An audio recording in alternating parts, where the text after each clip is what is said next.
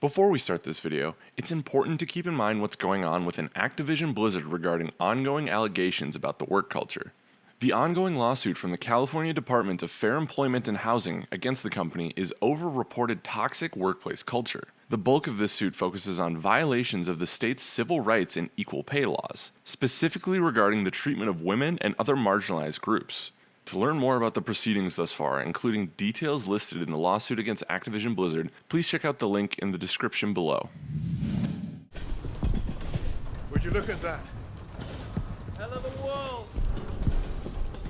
Who's up for saving it? Call of Duty Vanguard is a tale of three games. As is usually the case, several of the pillars lift up the package, and one brings it down. Vanguard's campaign is weak, but multiplayer and zombies lift the title to victory.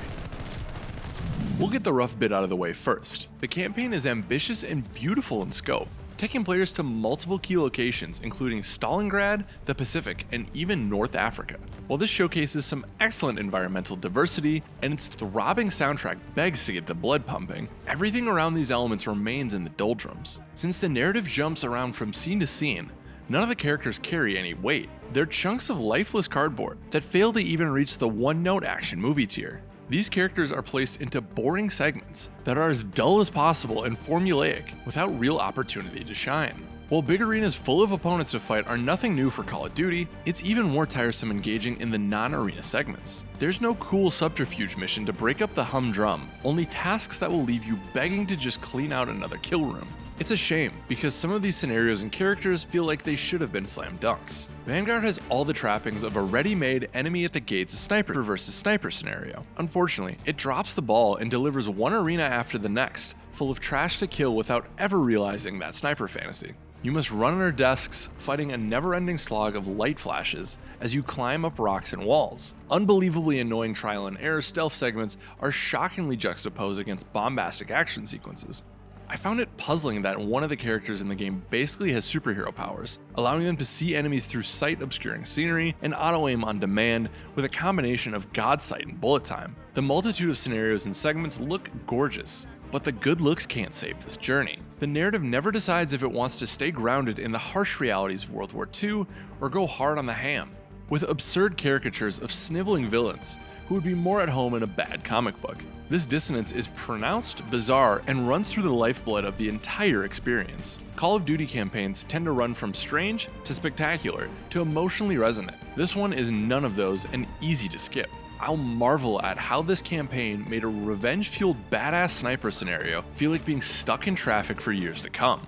Multiplayer succeeds, but not due to the addition of any gun, super slide, or jetpack mechanic. The key to the online offering is some highly impactful decision tools on top of its already best-in-class shooting and customization. The most impactful device to the core systems is the addition of a combat pacing dial. With combat pacing, you can influence the player count and time to engagement of all the activities you favor. This probably seems like a small thing, but it's great because you can select exactly the kind of multiplayer matches you want, on top of the core game modes like Kill Confirmed, Hardpoint, and Domination.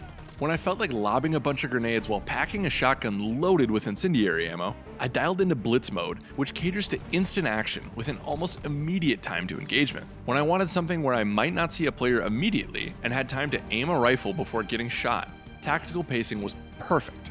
Even if you don't want to turn dials, Assault is a great standby for the standard issued Call of Duty multiplayer. Combat pacing is subtle, but a bigger deal than any of the new multiplayer offerings. Still, Vanguard has a handful of new modes. Patrol offers a moving hardpoint to protect, but it patrols around a map. And Champion Hill gives players some small-scale shenanigans to engage in. Champion Hill is sort of an evolution of gunfight mode, with more player choice and many teams all playing tournament style at the same time. Selecting your path to victory via purchases in the hub and taking on other teams for lives and cash has a different feel in terms of small-scale skirmishing, and I enjoyed it. Of course, the Gunsmith provides a host of options to explore for multiplayer, allowing you to tweak every weapon to your heart's content, up to and including ammunition types for a little extra bang. Last but certainly not least is zombies, which Treyarch designed. The studio's undead intuition rarely misses the mark, and Call of Duty Vanguard is poised to take zombies down a fantastic road. This iteration is a bit like a roguelike zombie dungeon crawl, and that's pretty awesome.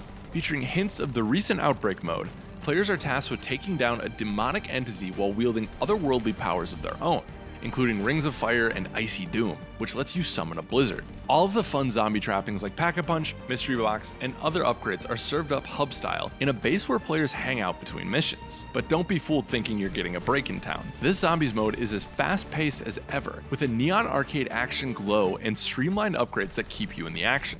With your team, pick from a selection of classic shooter activities where you'll escort a magic object, survive until the clock runs out, or slaughter enemies for drops. Many of these elements we've seen before, but they're arranged in an incredibly potent way. For instance, I appreciated the lack of tedious time travel found in Outbreak. Click on a portal and you're on to the next task. Special abilities can be acquired and leveled up after portals that can change your kit substantially. Essentially, Vanguard distills a lot of the cool stuff about zombies into a compact package and then spreads cool quips and dialogue throughout.